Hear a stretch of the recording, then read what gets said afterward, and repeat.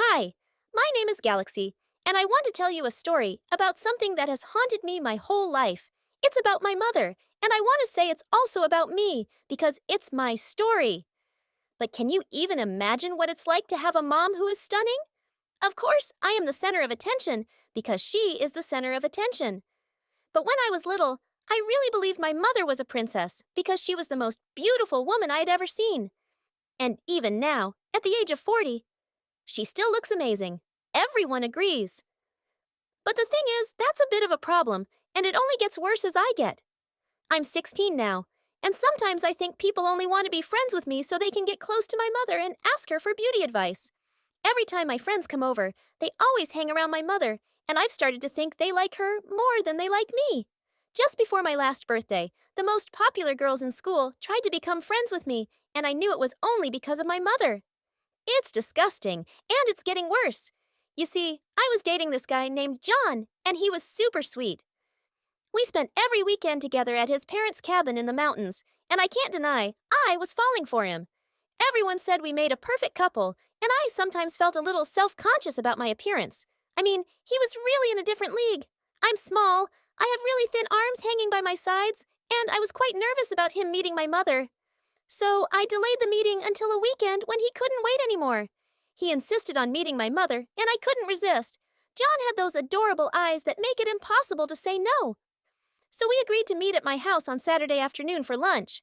That morning, I asked my mother if she wanted to go for a run, thinking she might look a little sweaty and her hair a bit messy, so John wouldn't even notice how pretty she was. But she said she had things to do and maybe wouldn't be back in time to meet John. I tried not to look happy and ran to my room to get ready. I was so relieved. John and I had a great afternoon. We cooked food together and lay in the garden. It was the best afternoon ever. Then I dozed off, and the next thing I remember is my mother standing over us calling my name. She was wearing a tight red dress, her hair was all done, and she had her new perfume on. John's eyes almost popped out of his head, just as I expected. He got very nervous, stammered, and instead of saying hello, he said, "Hello, sexy," and then turned bright red. My mother fixed her dress. Those moments were really embarrassing, and I didn't know what to do. I mumbled that I needed to wash my face and ran away. That really happened. He was into my mother, that was typical. All my life, people have been hopelessly in love with my mother, and whenever that happens, they tease me. I could hear them laughing in the kitchen and the clinking of glasses. My mom probably gave him her homemade lemonade again. Another way to win him over. Why couldn't she just be like other moms? Why did she have to be so beautiful? Anyway, she's supposed to be just an ordinary woman at 50 and let younger generations have a chance to be pretty too. It was too late. John was going to break up with me, and I'd be single forever. I bet John and my mother will start dating, and I'll be the laughingstock at school. I was sure I'd lost my wonderful friends and my respect for my mother. At that moment, I couldn't bear it. I ran downstairs, and as I barged into the kitchen, they both looked up in shock. John came to hug me and apologized for stumbling over his words.